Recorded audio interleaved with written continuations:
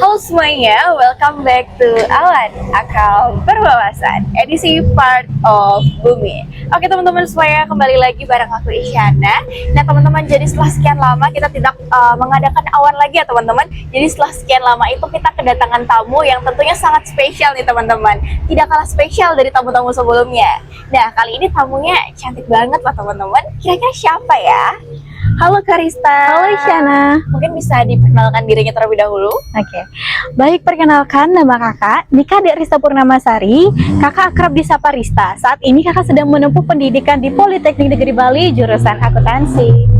Oke teman-teman, jadi kenalin tamu kita kali ini yaitu Karista. Nah teman-teman, jadi Karista ini pernah coaching klinik ya di Marching Band Esaba. Oke Karista, mungkin bisa diceritakan ya bagaimana pengalaman kakak mengajar di Marching Band Esaba dan kira-kira materi apa aja sih yang kakak sampaikan? Oke. Pada saat waktu itu kakak mengisi coaching klinik di Marching Band Esaba, itu kakak membawa materi tentang metode membaca, yaitu metode SQ3R agar pembelajaran menjadi lebih efektif.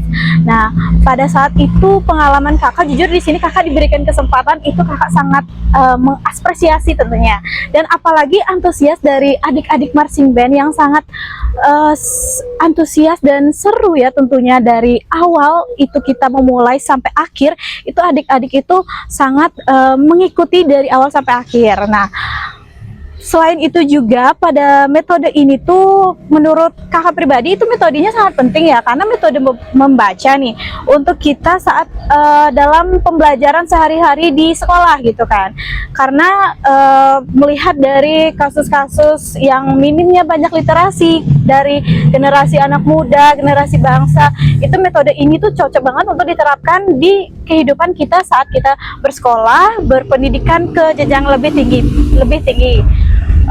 Selain itu juga di sini juga di akhir pembelajarannya itu kita ada yang namanya praktis. Nah, praktis ini tuh kita mengevaluasi kembali apakah metode pembelajaran ini sudah dapat kita terapkan terkait materi yang sudah dibawakan. Seperti itu sih, Shan. Oke Kak, jadi tadi setelah yang adanya praktis itu bagaimana sih kelanjutannya dari adik-adik yang kakak ajar? Apakah mereka sudah mengerti atau bisa mempraktikkan apa yang kakak ajar, atau mungkin mereka masih bingung atau gimana Kak? Nah, kita kembali lagi dari metode SQ3R ini. Apa sih metode SQ3R ini? Secara definisi, metode SQ3R ini adalah metode membaca secara sistematis agar pembelajaran menjadi lebih aktif. Nah, dari definisi ini kita dapat bedah ada kata belajar secara sistematis. Belajar sistematis itu apa sih? Kan seperti itu kan? Oke, sebelum saya jelaskan itu, kita bedah dulu apa itu metode SQ3R. Dari judulnya ada SQ dan 3R. S itu artinya survei, Q itu question, 3R yang itu pertama ada read, ada recite, and review. Oke, masuk ke definisinya tadi, kan belajar secara sistematis. Belajar secara sistematis itu apa sih? Kalau kita membaca, misalnya kita hanya mencari jawabannya apa? Jawabannya itu mencari jawaban dari sebuah pertanyaan. Ketika kita menjawab pertanyaan dari guru, kita pasti akan hanya, oh metode SQ3R itu adalah metode pembelajaran yang secara sistematis agar menjadi pembelajaran menjadi aktif. Tapi kita nggak tahu apa sih itu ya, gitu kan. Jadi belajar secara sistematis itu adalah belajar yang secara terstruktur dan ada tahapan-tahapannya. Nah, itu dah tahapannya itu yang seperti saya sudah jelaskan tadi. Nah, seperti itu. Menurut tadi yang sudah saya katakan juga, kalau dari prakteknya itu sempat kita bedah sebuah kasus, kayak membaca sebuah materi. Dari materi ini apa sih yang kita dapat? Sama halnya seperti kita menjelaskan definisi terkait metode SQ3R ini, kita kan membedah soalnya apa sih itu. Akan muncul yang pertama kan belajar secara sistematis. Oh, kita ada pertanyaan nih, kita masuk ke question. Apa sih belajar sistematis itu? Nah, kita sudah masuk ke sana. Kemudian recite. Recite itu kan kita kayak menemukan kembali terkait jawaban-jawaban yang kita udah dapatkan, kemudian kita baca. Di bagian review ini kita mengulang kembali terkait jawaban yang kita sudah dapat, tapi tidak sepenuhnya dengan teks. Artinya kita mengulang dengan bahasa kita, sehingga di sana kita bisa memahami apa yang kita baca seperti itu. Nah, pada saat waktu itu adik-adik juga bisa mengungkapkan ya, menjawab pertanyaannya itu dengan bahasa mereka sendiri. Jadi mereka paham terkait kasus yang apa kita bahas waktu itu. Seperti itu, Shana. Wah, keren banget ya teman-teman. Jadi mungkin poin yang bisa aku tangkap di sini tuh ketika kita membaca itu sekarang kan banyak mungkin generasi muda yang hanya sekedar membaca, Iya, tapi benar. tidak mengerti apa sih maksud dan arti utamanya seperti itu. Iya. Jadi dari apa yang dijelaskan oleh Kak Rista dan bagaimana materi yang dibawakan itu mengajarkan kita teman-teman bahwa untuk membaca itu kita harus membacanya secara sistematis, Iya, benar. terstruktur, di mana Iya. kita tahu apa sih secara jelas arti dari apa yang kita baca, tidak hanya sekedar membaca teman-teman.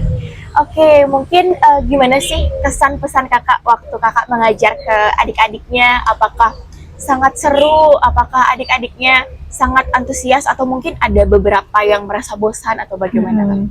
Tentunya dalam pembelajaran atau dalam membaca itu pasti ada kata bosan ya. Apalagi kita membaca sebuah buku yang full dengan teks, yang tulisan aja isinya, pasti kita kayak bosan banget gitu. Apalagi sekarang udah banyak banget ya kasus-kasus minim literasi. Sebenarnya kasus minim literasi itu bukan dalam artian orang itu tidak bisa membaca, tetapi kebanyakan kasusnya ini tuh terkait orang, mayoritas masyarakat Indonesia itu dia bisa membaca tetapi tidak bisa memahami apa yang dia baca. Jadinya banyak banget tuh anak-anak muda, anak-anak yang sedang menempuh pendidikan tentunya itu membaca, dia hanya sekedar membaca dan tidak memahami gitu loh. Jadi pesan yang bisa kakak sampaikan pada podcast kali ini itu terkait metode membaca, itu kakak berharap ya setiap kita membaca sebuah materi itu kita tidak hanya sekedar membaca tetapi juga memahami apa yang kita baca. Istilahnya itu ketika kita membedah sebuah soal, membedah sebuah kasus, itu kita bisa memahami kata-kata baru yang bisa kita dapatkan seperti itu. Karena menurut kakak sendiri metode SK3R ini tuh sangat efisien dapat kita lakukan, karena ini akan memberikan dampak yang jangka panjang gitu loh, Isyana. Karena menurut secara psikologis dan secara ilmiah itu bahwa diketahui otak manusia itu tidak bisa merespon kata-kata baru secara bersamaan, atau yang biasa disebut dengan cognitive load theory. Itu dikemukakan sendiri oleh pencipta dari metode SK3R ini, oleh Francis P. Robinson, di mana dia itu terinspirasi dari buku yang berjudul Effective Study gitu. Jadi ini tuh menurut kakak pribadi wajib diterapkan untuk kita sebagai anak muda gitu ya di sana. Wah, ini bahasanya sudah bersampai ke bahasa ilmiah dan lain sebagainya ya teman-teman. Jujur aku yang mendengarkan di sini kayak oh my god, keren banget Kak. Oke teman-teman, jadi beralih dari marching band nih Kak. Kira-kira apa sih sekarang kegiatan yang lagi kakak lakuin? Oh kakak, saat ini kakak sedang sibuk kuliah aja sih ya, karena karena perkuliahan sekarang itu lagi hektik banget gitu. Selain itu sih paling kakak pernah mengisi acara seperti MC gitu dan lain sebagainya, seperti acara di kampus atau di luar kampus seperti itu. Ya itu aja sih kesibukannya, tapi selebihnya kesibukan di kampus ya. Oke, jadi kakak sering ngisi acara juga. Iya. Dan sibuk di kampus. Kira-kira kakak bisa nggak ngebagi waktu antara kesibukan perkuliahan kakak itu dengan mungkin hobi kakak yang ngisi acara, jadi MC dan lain sebagainya? Selebihnya sih dalam manajemen waktu itu kembali lagi ketika kakak ada jadwal yang padat, itu kakak akan mendahulukan mana kepentingan yang terlebih dahulu yang bisa kakak kerjakan. Seperti kalau urusan kampus itu udah pasti yang pertama, karena pendidikan pasti yang pertama. Setelah itu baru kegiatan-kegiatan di luarnya gitu. Kalau misalkan kakak ada panggilan MC atau ada kegiatan kepanitiaan di kampus dan lain sebagainya, itu nanti kakak akan urutkan, buatkan jadwal. Oh kalau misalkan MC ini di hari ini, oh kakak bisa atur ini, berarti kegiatan yang lain itu disampingkan. Seperti itu sih Shana selebihnya. Oke, jadi sangat keren ya bisa membagi waktu seperti itu. Jadi tidak kelabakan ya Kak Iya. untuk mengerjakan semua kegiatan-kegiatan Kakak ini. Apalagi kata Kakak tadi dunia perkuliahan lagi hektik-hektik banget Iya. ya. Oke Kak, mungkin bisa dijelaskan gimana sih perasaan Kakak mungkin ketika Kakak lagi sibuk kuliah tuh, apakah Kakak pernah kayak ngerasa aduh pusing banget kuliah gitu atau gimana? Ah, itu sering banget sih terjadi ya, apalagi ketika pertengahan semester itu tugas banyak banget dan kayak saking banyaknya bingung mau kerjain yang mana kan, kayak lebih milih untuk diam gitu kan. Kalau kakak sih cara mengatasinya itu kayak kakak diam sejenak gitu loh, kayak berpikir yang mana sih harus kakak kerjakan, atau kakak keluar dari zona itu gitu untuk istilahnya mencari ketenangan dulu, atau kita keluar jalan-jalan gitu. Kalau kakak misalnya lebih stres karena tugas dan kuliah itu, kakak tuh beralih ke olahraga gitu. Kakak suka banget olahraga jogging. Kalau misalnya kakak lagi pusing, jogging hanya sekedar jalan-jalan aja deh kayak gitu supaya refresh, baru deh kakak memikirkan apa yang harusnya kakak kerjakan lebih dahulu gitu. Karena itu sering banget ya terjadi ya bagi mahasiswa yang mau menjelang ujian gitu kan, pasti itu pusing banget. Dan kalau cara kakak pribadi ya itu olahraga, atau enggak kakak keluar deh, me time lah istilahnya, me time sendiri gitu, entah ke kafe atau jalan-jalan seperti itu sih. Wah, orang pintar emang beda ya untuk menghindari kepusingan pun berolahraga nih teman-teman. Jadi kalau mungkin dari aku sendiri menghindari hal-hal itu bisa tidur kali ya Kak ya. Oke Kak, jadi kalau boleh tahu Kakak kira-kira sekarang udah semester berapa? Saat ini kakak semester 2 mau semester 3 dan udah mau ujian nih. Oh, Iya. Oke, semangat ya Kak. Iya. Oke Kak, mungkin Kakak bisa ngasih kesan dan pesan Kakak tentang marching band Esaba tentunya. Kira-kira bagaimana sih pandangan Kakak tentang marching band Esaba? Oke. Sebelumnya kakak alumni marching band Esaba juga. Kakak dulu main pianika. Dulu kakak sempat pentas cuman sekali kalau nggak salah ya, sebelum corona. Itu pas acara HUT Bangli, HUT Kota Bangli waktu itu. Dulu marching band Esaba itu kayak masih terbatas terkait perkembangan lagu-lagunya. Kayak dulu, mohon maaf ya, monoton gitu kan, itu aja. Tapi sekarang setelah kakak lihat itu banyak variasinya, bahkan lebih bagus lagi. Kayak marching band Esaba itu lebih berkembang terkait gerakannya, ataupun kayak apa sih yang bendera itu ya, bendera itu. Terus tuh lagu-lagunya bervariatif mengikuti perkembangan zaman, jadi itu sangat seru ya. Kakak sendiri lihatnya waktu itu di IG juga pernah lihat, kebetulan juga dapat lihat pementasannya juga. Itu kayak kamu ngelihat wow, berubah banget ya, dari segi kostumnya juga kan lebih cantik dan lebih menarik gitu loh. Jadi seru banget. Jadi kayak menurut kakak ini benar-benar mengikuti perkembangan zaman, sehingga banyak yang menarik orang untuk ikut ke marching band Esaba itu. Jadi semoga makin berkembang lagi dan lebih baik lagi gitu. Oke, ternyata Karista juga alumni marching band nih di Iya. Esaba ya. Mungkin aku kepo deh Kak, kira-kira dulu gimana sih cara belajarnya marching band terdahulu, dan kira-kira kalau Kak masih ingat lagu apa aja sih yang dibawain? Dulu lagu apa ya? Jujur lagunya lupa kakak. Tapi dulu tuh kita tuh ketika kita latihan itu, kita belajarnya itu kan per masing-masing alat-alat. Nah itu tuh kadang-kadang kita tuh, kakak kan di main pianika, kakak kan nggak dapet temponya gitu kan, kayak gimana, terus tuh menyesuaikan gerak itu masih sedikit susah gitu loh. Karena gimana ya, pada saat waktu itu tuh belajarnya itu juga kurang distrukturkan gitu loh. Beda kita tuh juga jarak kebanyakan gitu, kayak orang-orang itu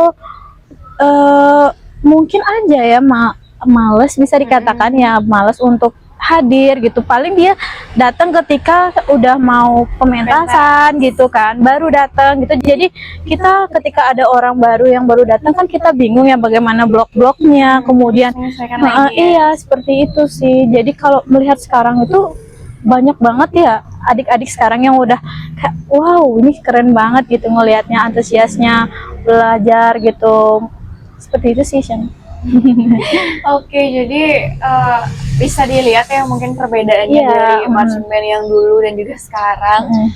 Terus Kak, kira-kira waktu Kakak lulus itu marching bandnya masih ada atau udah punah ya? Karena waktu aku SMP itu sudah tidak ada marching band lagi, Kak. Iya, kebetulan waktu itu ada COVID ya, COVID. Jadi setelah pementasan itu kakak cuman dapat pementasan sekali, setelah itu COVID dan jadinya nggak ada pernah latihan marching band lagi gitu.